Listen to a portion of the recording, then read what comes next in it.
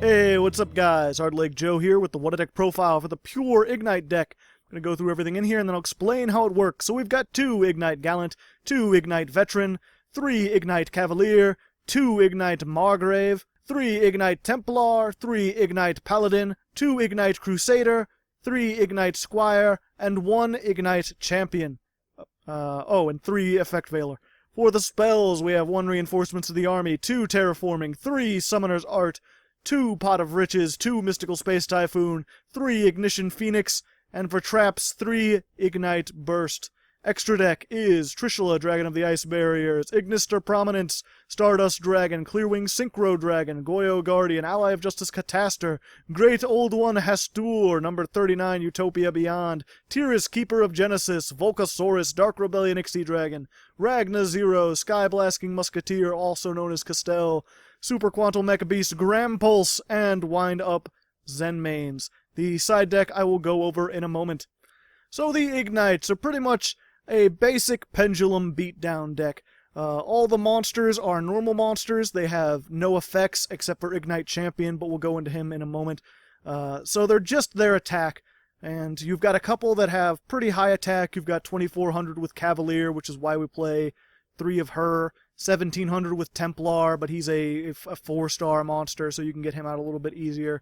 And then a lot of high defense. Margrave has 25, Veteran has 27, and Gallant has 2100 attack, 22 defense. So this one's a little bit in between. It can be used for attack or defense, but it's kind of mediocre. Either way, you're just using them as beat sticks, and then they have the pendulum effects. They're all scales of either 2 or 7, and they all have the same pendulum effect. If you have an Igknight in your other pendulum zone, you can destroy both that card and this card, and if you do, add 1 fire warrior type monster from your deck or graveyard to your hand, and these are all fire and warriors. So what you do is you start out, say you have 4 cards, you put 2 of them in the pendulum zone, you destroy them, they go to the extra deck, and you get another Igknight.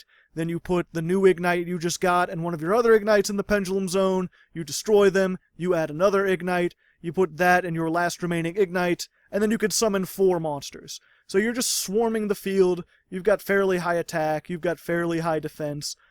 Adding with that, we've got Ignition Phoenix. This gives all your Igknights 300 attack and defense.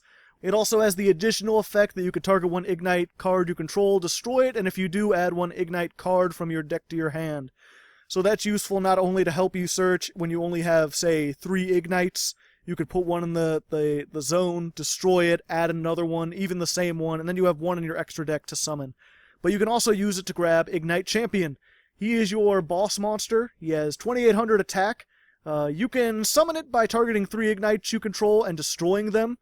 But I wouldn't recommend that, because you could tribute summon it for 2 tributes, and then you have 1 extra Igknight on your side of the field. That's normally what I do, because you don't need to normal summon with this deck. You just pendulum summon out 4 monsters, tribute 2 of them for Champion. Stinger was its OCG name. And then it has the effect that once per turn you can target 1 other Igknight monster you control, return it to your hand, and if you do, place 1 monster your opponent controls on the bottom of the deck. So this is non-targeting removal, very, very strong. Of course, this can brick in your hand because you have no way to pendulum summon it, and you need to have at least 2 monsters, which is why we only play 1. But you can search it out with the field spell. You can actually search it out by just using the effects of the monster, the pendulum effects, because he is a fire warrior type monster.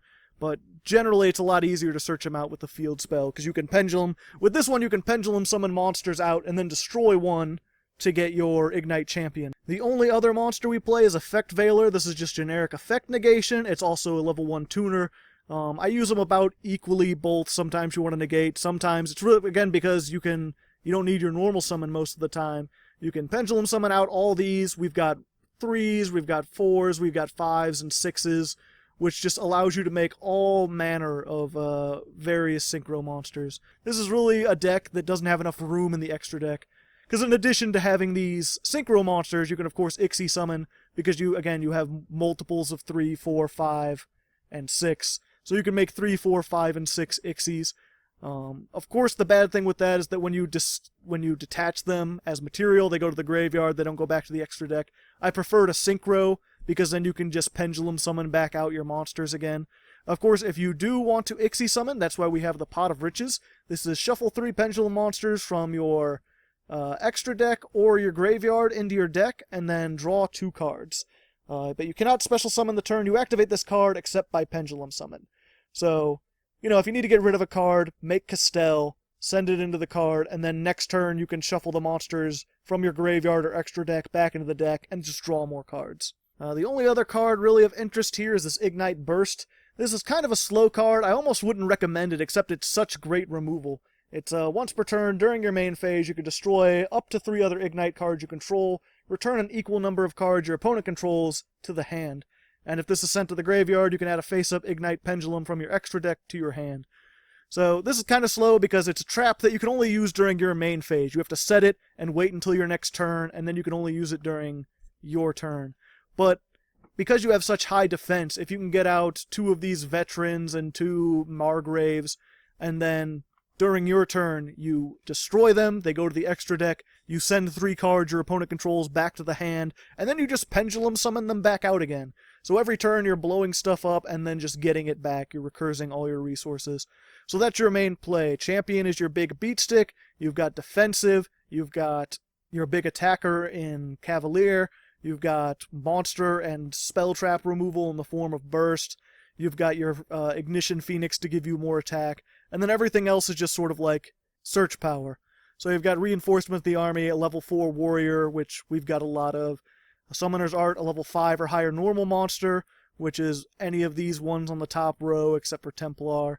We've got Terraforming to get our field spell because it's pretty good. And then we just got Mystical Space Typhoon. This is your spell trap destruction. We only play 2 of them because you go through your deck pretty fast. It's pretty easy to draw into these 2. And normally, because you swarm so quickly with such high attack point monsters, you don't really go into long battles. You'll end up where you only need to use 1 good spell trap removal, and then you can attack for game. And if you need to, you can always make Gram Pulse, who can destroy spell traps. You can always make Tyrus, who can destroy spell traps. Like, you've got some more options. And, of course, in the side deck, if you wanted to throw in another Mystical Space Typhoon, maybe take out one of these Igknight Burst or something, you could do that as well. As for the rest of the side deck, most of these Ixie and Synchro monsters, these are just alternatives. These are all just things that you might want to consider against certain decks. These work better than some of these other ones. Because you have both Ixies and Synchros, you often don't have enough room to run things. So these are actual side deck cards I would consider. Same with this final MST and, Igknight Lancer and an extra Champion. Sometimes, against certain decks, you really need Champion to remove their things. They can't, like, if you're going against Cosmos, you really need that removal. And against Lancer, I didn't play Lancer because it basically has the same effect as Champion, except for it's place 1 spell trap your opponent controls on the bottom of the deck. Really, tributing 1 Igknight to get rid of 1 spell trap, not as important in the current game, especially with monster effects being as powerful as they are. If you're going against a deck that has a lot of spell traps, you can easily swap this out for Champion, or put it in addition, just take out any one of these other ones. But I wouldn't recommend it in the main deck. Everything else we got here is pretty much just other options, other things to consider if you're building this deck for yourself.